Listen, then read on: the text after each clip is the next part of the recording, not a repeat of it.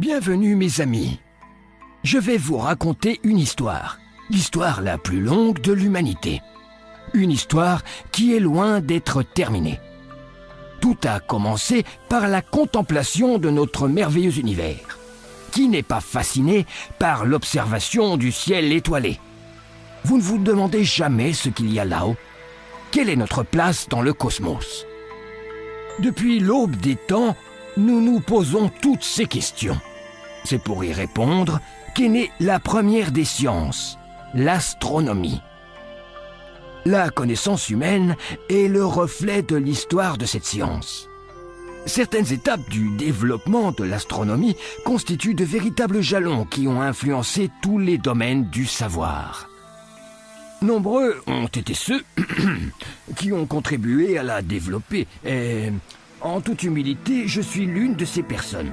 Alors profitez du spectacle.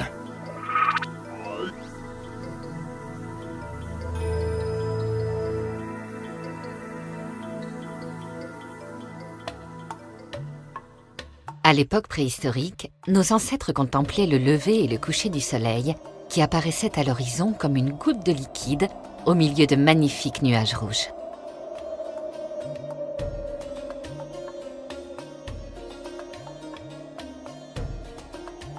Ils observèrent son mouvement et remarquèrent que suivant les époques de l'année, le soleil se lève et se couche en différents points de l'horizon.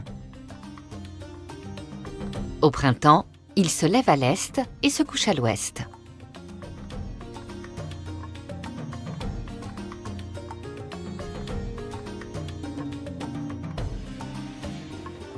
L'été, il se lève et se couche un peu plus au nord.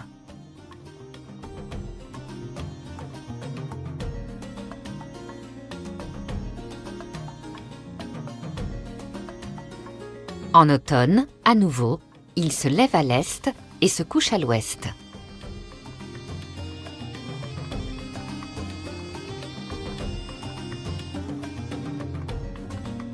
Et l'hiver, il se lève et se couche quelques degrés plus au sud.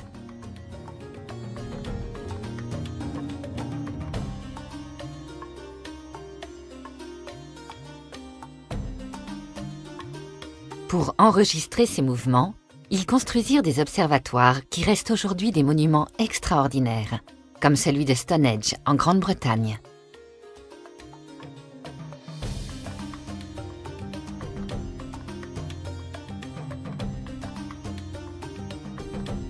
On peut encore y voir les immenses pierres dressées qui leur permettaient de suivre l'évolution du lever et du coucher du soleil aux diverses époques de l'année.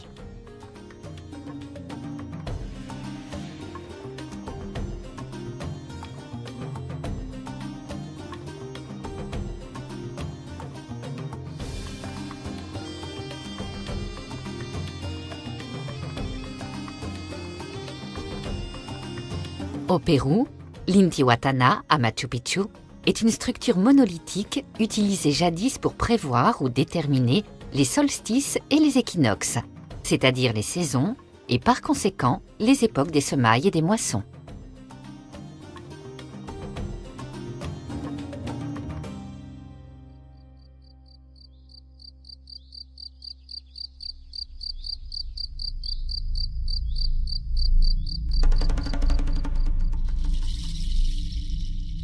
L'absence de pollution lumineuse a permis à nos ancêtres de devenir d'excellents observateurs du ciel nocturne. Ils remarquèrent que les étoiles se déplaçaient à l'unisson d'est en ouest, en conservant leur position relative. Si 3 d'entre elles formaient une figure géométrique, celle-ci restait immuable durant des générations. Ils associèrent les formes dessinées par les étoiles dans le ciel à des figures humaines, animales ou à des objets familiers. Nous leur devons les constellations connues de tous, telles que la Grande Ourse ou Grand Chariot, la Petite Ourse ou le Scorpion. Pour mémoriser ces images, ils inventèrent des histoires fantastiques. L'aigle poursuit le cygne en plein vol. L'archer, le Sagittaire, poursuit le Scorpion qui blessa un jour Hercule.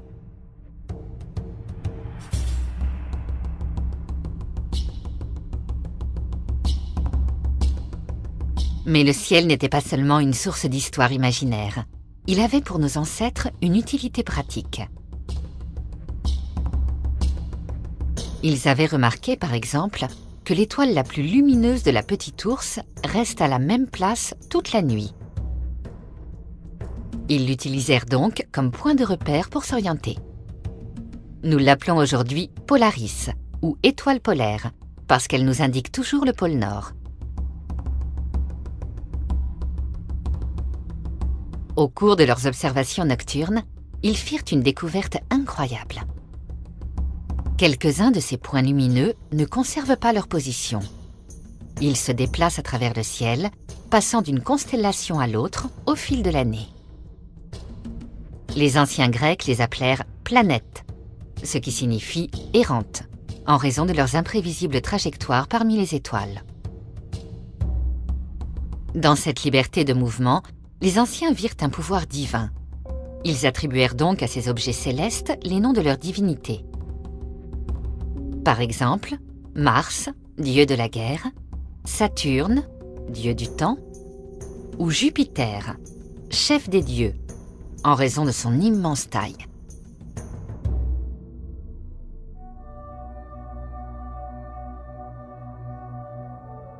La plupart des cultures anciennes pensaient que le ciel était une voûte de cristal, sur laquelle étaient posés les corps célestes.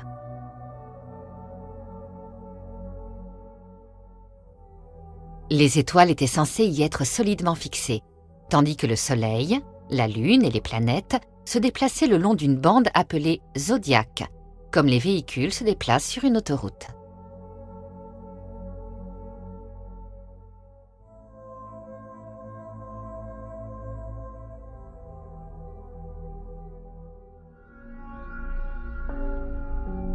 Le Soleil conserve sa position sur la ligne centrale de cette bande, alors que la Lune et les planètes se déplacent tantôt au-dessus, tantôt au-dessous.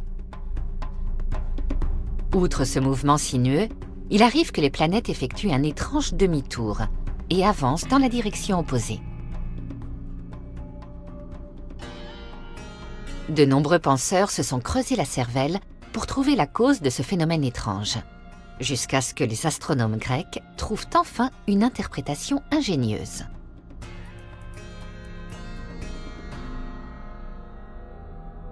Ils conclurent que les planètes ne se déplaçaient pas sur la sphère de cristal, mais sur un cercle contenu dans la sphère appelé épicycle.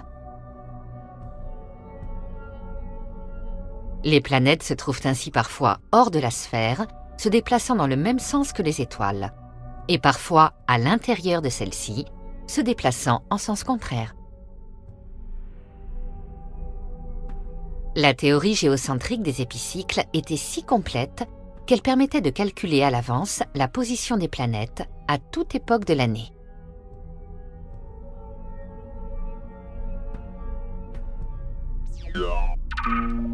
Cette théorie, aussi ingénieuse soit-elle, était entièrement fausse. Les savants de l'Antiquité, par l'analyse, le calcul et le raisonnement, ont néanmoins fait des découvertes surprenantes.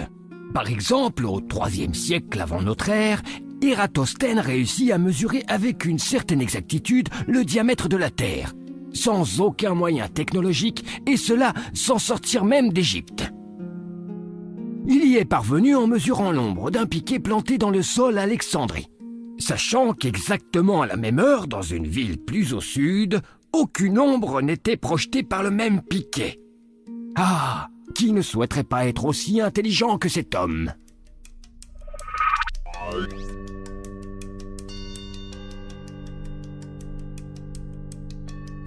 Au IIe siècle de notre ère, l'astronome alexandrin Claude Ptolémée a largement développé la théorie des Égyptiens. Le système ptolémaïque était si complexe que seules quelques personnes au monde le comprenaient entièrement. Malgré cela, l'Église catholique en a fait un dogme, largement accepté pendant plus de 1000 ans. Durant cette période, la connaissance scientifique en Europe fit peu de progrès. De nombreuses découvertes de l'Antiquité n'étaient plus accessibles pour le monde chrétien.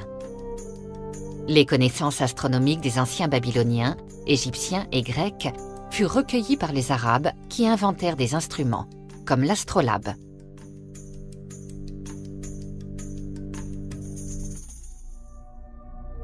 En 1543, le chanoine polonais Nicolas Copernic s'éleva contre le modèle géocentrique de Ptolémée, en raison de la difficulté qu'il présentait pour effectuer des calculs mathématiques. Après une profonde étude, il conclut que ce système reposait sur une erreur et proposa une interprétation plus simple. L'essence de son système réside dans l'affirmation que la Terre n'occupe pas la place centrale de l'univers, mais qu'elle n'est que l'une des planètes tournant autour du Soleil, véritable centre de l'univers. Cette affirmation, dans un monde dominé par le pouvoir de l'Église, était considérée comme un blasphème. Copernic ne subit néanmoins aucune persécution de la part de l'Église, car lorsqu'il publia enfin sa théorie, il se trouvait déjà sur son lit de mort. L'enseignement et la diffusion de cette théorie furent toutefois interdits, et ses adeptes poursuivis par l'Inquisition. En 1582, l'Église, l'un des principaux opposants de cette théorie, réalisa pourtant la réforme grégorienne du calendrier à partir de calculs fondés sur ce système. Le système de Ptolémée, comme celui de Copernic, reposait sur la présomption du mouvement circulaire des corps dans le système solaire. Cette présomption était imposée par des motifs religieux. L'univers étant l'œuvre de Dieu, il devait être parfait. Or, le cercle représentait alors la courbe parfaite. Après une vie entièrement consacrée à l'étude des mouvements planétaires, Johannes Kepler conclut que les orbites n'étaient pas circulaires, mais elliptiques. Cette découverte d'une portée considérable fut publiée en 1609. Cette même année, un Toscan nommé Galileo Galilei regarda pour la première fois le ciel à travers une lunette. Il s'agissait d'une petite longue-vue primitive qu'il avait fabriquée lui-même. Un jouet comparé aux instruments actuellement utilisés dans nos observatoires. Cette lunette lui permit toutefois de faire d'étonnantes découvertes.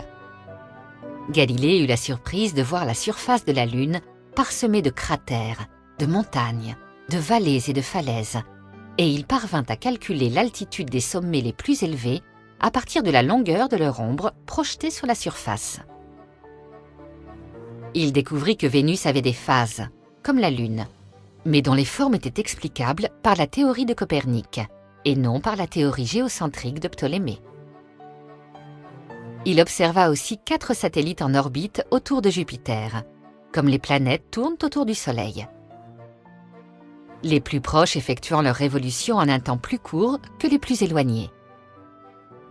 Après plusieurs mois d'observations et de notes, il put établir les périodes de rotation de chacun d'eux.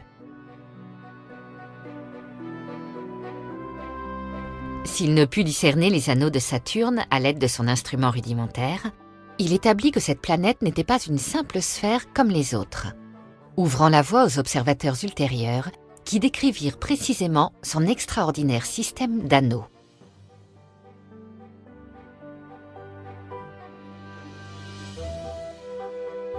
Il découvrit des taches sombres à la surface du Soleil et démontra par des arguments logiques ou fondés sur l'observation qu'elles n'étaient ni une illusion d'optique, ni des corps étrangers passant devant le disque solaire, mais de véritables taches à sa surface, réfutant le postulat aristotélicien, affirmant que les corps célestes étaient immaculés. Il découvrit que la Voie lactée n'était pas une tache brumeuse, contrairement à ce que l'on croyait depuis la nuit des temps, mais qu'elle était composée d'innombrables étoiles si lointaines qu'on ne pouvait les distinguer à l'œil nu. Ces découvertes encouragèrent de nombreux observateurs à fabriquer leurs propres instruments, inaugurant une ère de perfectionnement de la lunette et l'émergence d'une remarquable génération d'observateurs du ciel. En un rien de temps, ils conçurent des instruments si puissants qu'ils permirent de cartographier très précisément la Lune, de découvrir des satellites autour de Saturne et de percevoir des détails tels que la séparation de ses anneaux. Jusque-là, l'astronomie se limitait à analyser et étudier les événements célestes, tandis que la physique étudiait les phénomènes terrestres. En 1687, les fondements de cette approche furent profondément ébranlés par la publication des principes mathématiques de la philosophie naturelle d'Isaac Newton. La théorie de la gravitation universelle, décrite dans cet ouvrage, associait physique et astronomie, de sorte que le même traitement mathématique était appliqué à la chute d'une pomme et à l'orbite de la Lune autour de la Terre. Ce fait eut une influence considérable sur la pensée humaine, car de même que Copernic avait délogé la Terre du centre de l'univers, Newton lui refusait tout traitement physique spécial de ces phénomènes et la plaçait sur un pied d'égalité avec les autres corps célestes. Peu après la publication de sa théorie de la gravitation universelle, Newton présenta devant la Société royale d'astronomie de Londres le premier télescope. La lumière ne traversait pas une lentille. Elle était réfléchie par un miroir concave vers un autre miroir plan incliné, qui projetait à son tour l'image dans l'oculaire.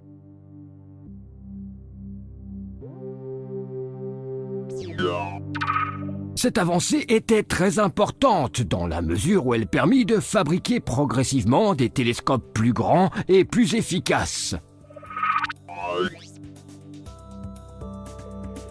L'étude du ciel n'était pas seulement motivée par le désir d'accroître les connaissances. Elle avait aussi des raisons pratiques.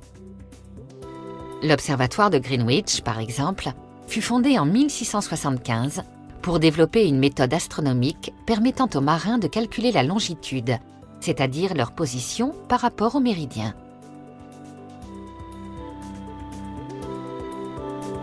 La latitude, position relative à l'équateur, était plus simple à déterminer à partir de la hauteur de l'étoile polaire.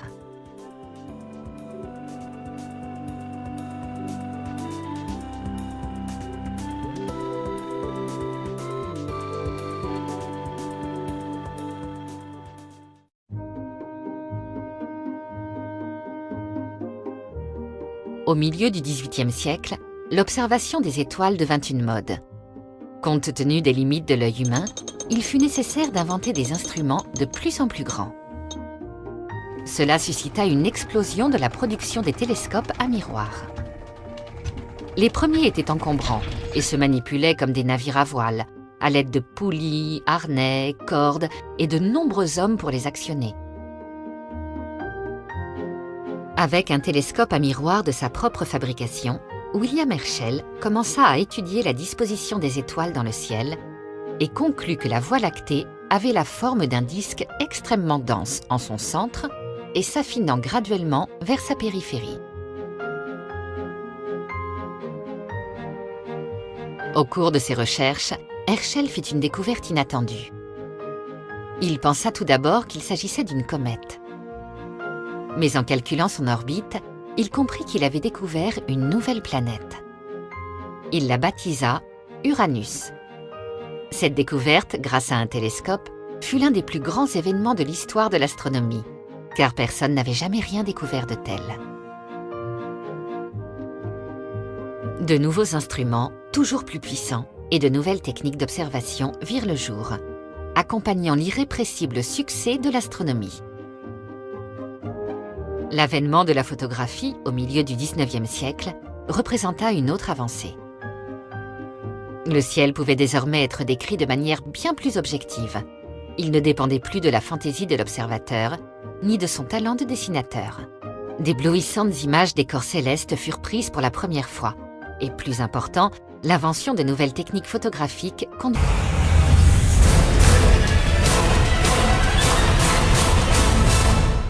à la découverte de nouveaux astres, des comètes et des astéroïdes. Le spectroscope fut inventé. Il permet de connaître à distance la composition chimique des corps célestes, les atomes de chaque élément absorbant des fréquences déterminées du spectre électromagnétique.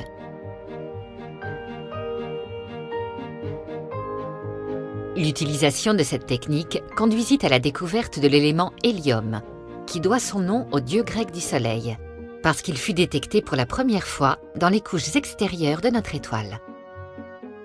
Au cours des premières décennies du XXe siècle, le physicien Albert Einstein révolutionna notre conception de l'univers avec sa célèbre théorie de la relativité.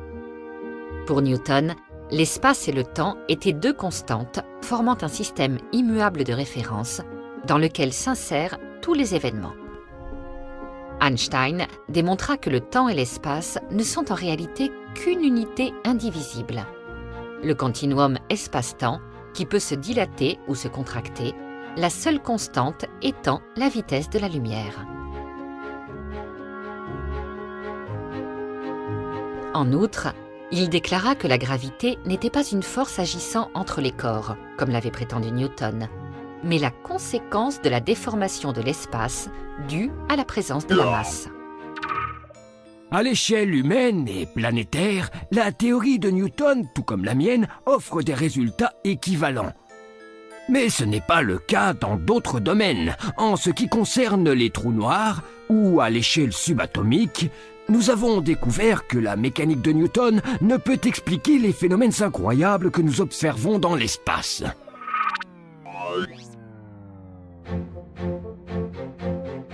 En 1917, dans un endroit appelé Mont Wilson, en Californie, qui bénéficie d'une faible pollution lumineuse et d'un ciel dégagé la majeure partie de l'année, fut installé un très grand télescope d'un diamètre de 2,5 mètres. 2 ans plus tard, Edwin Hubble, observateur sérieux et rigoureux, vint y travailler. Il se lança dans une étude approfondie des nébuleuses lointaines. Après avoir effectué une classification que nous utilisons encore et calculé la distance de certaines d'entre elles, il confirma une ancienne intuition. Certaines nébuleuses sont en fait des univers-îles, des groupes d'étoiles ou de galaxies semblables à notre Voie lactée, situées à des distances immenses. Edwin Hubble nous fit ainsi passer de la conception d'un univers essentiellement composé d'étoiles à un univers constitué de galaxies. Par l'application de techniques spectroscopiques, il déduisit que les galaxies s'éloignaient les unes des autres. En d'autres termes, que l'univers est en expansion. C'est cette conclusion qui est à l'origine de la conception actuelle de la naissance de l'univers. Si l'univers est en expansion, il nous suffit de reculer dans le temps pour le voir se contracter jusqu'à n'être rien de plus qu'un minuscule point.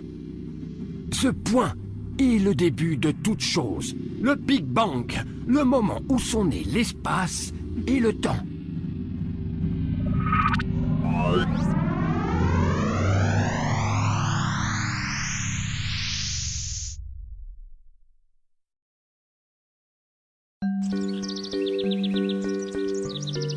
En 1931, le physicien américain Karl Jansky découvrit que la Voie lactée, comme un émetteur radio, émettait des ondes que l'on pouvait capter sur Terre. Pour cela, il construisit sa propre antenne, une immense structure de tubes métalliques montée sur des pneus d'automobile, et qui fut baptisée manège de Jansky, car elle pouvait tourner dans toutes les directions. Sa découverte a marqué le début de la radioastronomie et de l'observation du ciel dans les bandes non visibles du spectre électromagnétique, loin de toute source lumineuse. Nous pouvons aujourd'hui voir l'univers, capter ses ondes radio, mais aussi l'étudier au moyen de l'astronomie infrarouge, en percevant le rayonnement X émis par les corps célestes, en mesurant leur rayonnement ultraviolet et en détectant les rayons gamma de très haute énergie. Ces nouvelles fenêtres sur l'univers nous ont permis de découvrir d'étranges objets et des phénomènes cosmiques qui seraient autrement passés inaperçus. Aujourd'hui, par exemple, nous pouvons entendre l'explosion du Big Bang, aussi appelé fond diffus cosmologique, écho des premiers instants de l'univers, ou détecter les quasars, sources radio très lointaines, capables de produire l'énergie équivalente à celle d'1 milliard de soleils. Nous pouvons observer les pulsars, immenses toupies de la taille d'une planète, qui tournent à la vitesse vertigineuse de 500 tours par seconde, et émettent des radiations intermittentes, comme le faisceau d'un phare. Tous les pulsars ne sont pas détectables, bien sûr. Nous ne connaissons que ceux qui émettent leur lumière dans notre direction. Nous avons également localisé des trous noirs, dont les gigantesques champs gravitationnels aspirent tout ce qu'ils trouvent sur leur passage, y compris la lumière, raison pour laquelle nous ne pouvons pas les voir. Et nous avons découvert des planètes en orbite autour d'étoiles lointaines qui constituent peut-être des systèmes solaires semblables aux nôtres. Nous disposons actuellement de télescopes de grande taille, comme le Grand Télescope des Canaries, équivalent à un miroir de plus de 10 mètres de diamètre.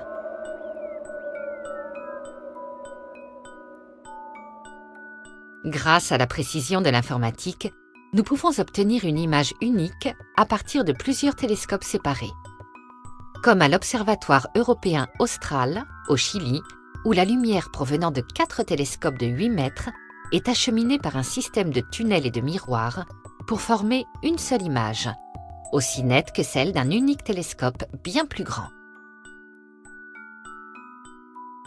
Mais l'atmosphère est un filtre qui retient la majeure partie des radiations du spectre électromagnétique. Au cours des dernières décennies, le développement des technologies spatiales nous a permis de voyager au-delà de l'atmosphère, de mettre en orbite des observatoires spatiaux et de capter d'émouvantes images de la Terre vues de l'espace. Mais surtout, des images de l'univers qui auraient été, il y a quelques années à peine, pure utopie. Il y a seulement un siècle, les astronomes n'auraient jamais imaginé que nous pourrions un jour assister à la naissance de nouvelles étoiles, qui, comme dans une salle d'accouchement, naissent d'étoiles plus âgées et plus lourdes, certaines mourant à la naissance et explosant en supernova. Nous ne pouvons assister à ces événements que grâce aux images transmises par les télescopes spatiaux, comme Hubble qui a pu détecter les galaxies les plus lointaines que nous connaissions, ou Spitzer qui scrute l'univers de son regard infrarouge.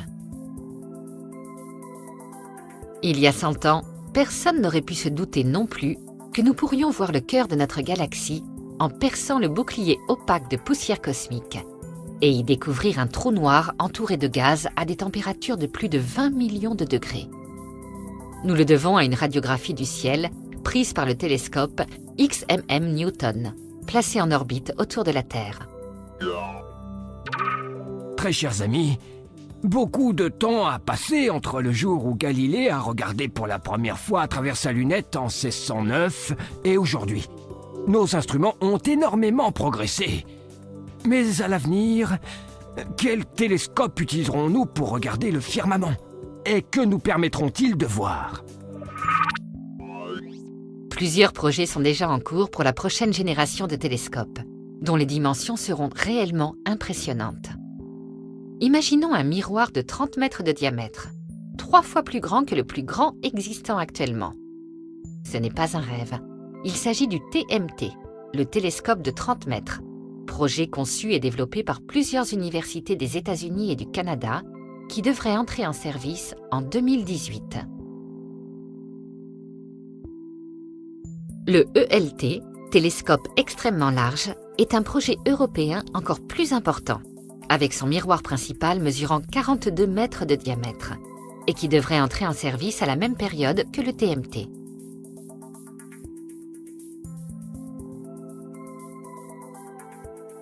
Et ce n'est pas tout. Un télescope encore plus grand est actuellement en projet. L'OWL, IBOO en anglais, télescope géant. Monstre technologique dont le miroir mesurerait 100 mètres de diamètre, pèserait 15 millions de tonnes et nécessiterait plus de 100 000 moteurs pour le manipuler. Le successeur de Hubble est déjà en construction.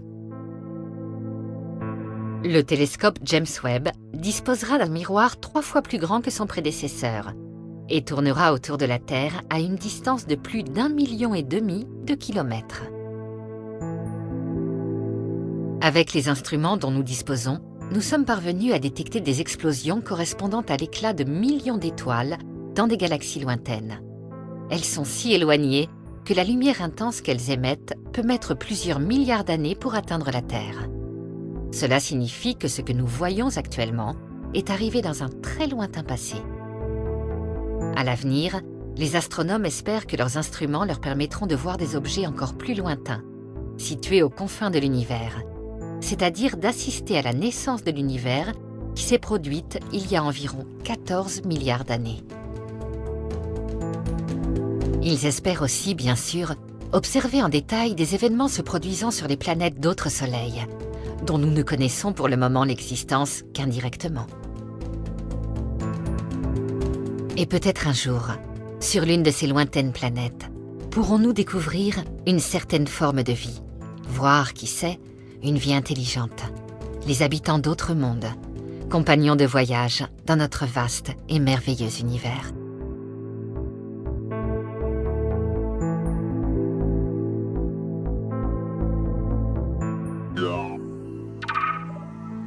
Comme vous l'avez vu, et je suis sûr que vous serez d'accord, l'astronomie a parcouru un long chemin au cours de son histoire. Mais il reste beaucoup à découvrir. Elle utilise des méthodes scientifiques pour acquérir des connaissances et développer des théories qui peuvent être réfutées et remplacées par d'autres en offrant une plus vaste portée descriptive et plus de précision dans leurs prédictions. Beaucoup de gens confondent encore astronomie et astrologie. L'astrologie n'est pas une science. Avec ses soi-disant prophéties et ses horoscopes, elle n'est qu'un ensemble de croyances et de superstitions infondées. Elle nous renvoie à un univers irréel, habité par des forces mystérieuses et inquiétantes, supposées influer sur notre caractère et notre destin, et ignore la majorité des contributions scientifiques de ces 3 derniers siècles. Ne vous laissez pas tromper, mes amis. Gardez l'esprit critique. Et n'oubliez pas, l'histoire continuera tant que vous regarderez les étoiles.